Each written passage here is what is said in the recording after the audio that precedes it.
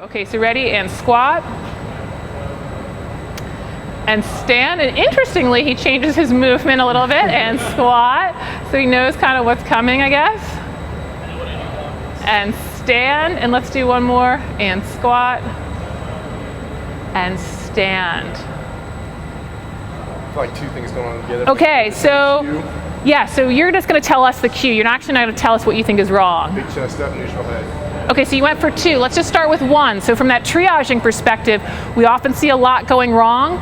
From an athlete perspective, just let them work on one thing at a time. Okay. So what's that first one you want to do? Chest up. Okay, big chest up. And down. And up. Let's try that again. And down. You're thinking big chest, Jimmy. Chest. And up. Good. We'll try that one more time because you lost balance on that one. And up. Now, what were you trying to correct there, Brandon? What do you think was the fault?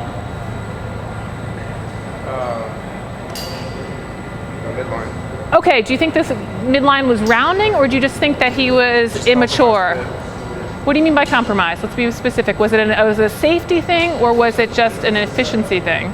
Efficiency. Okay, yeah, I agree. He wasn't actually rounding through his spine. He was in a safe position, but he had more of that immature squat, meaning that he was leaning a little bit more forward. Did his torso get more vertical when you said big chest?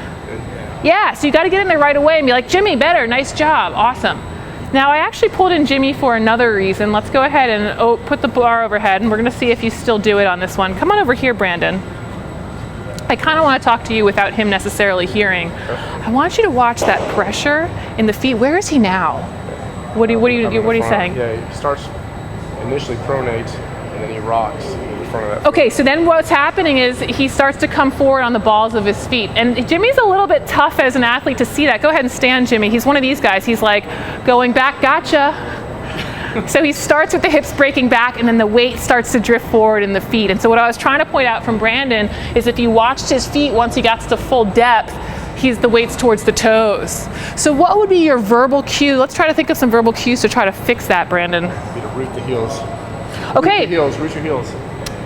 Root the heels, or maybe stay back on the heels. Let's try that one, all right, Jimmy? So when you're squatting, really stay back. And from a coaching perspective, you want to make sure, keep going, Jimmy, that we really have pressure through the heels as he gets to that range of motion. That's difficult for him. Let's try that again. That was better, same, or worse? Not when he fell, but he fell, but it was better. Here we go.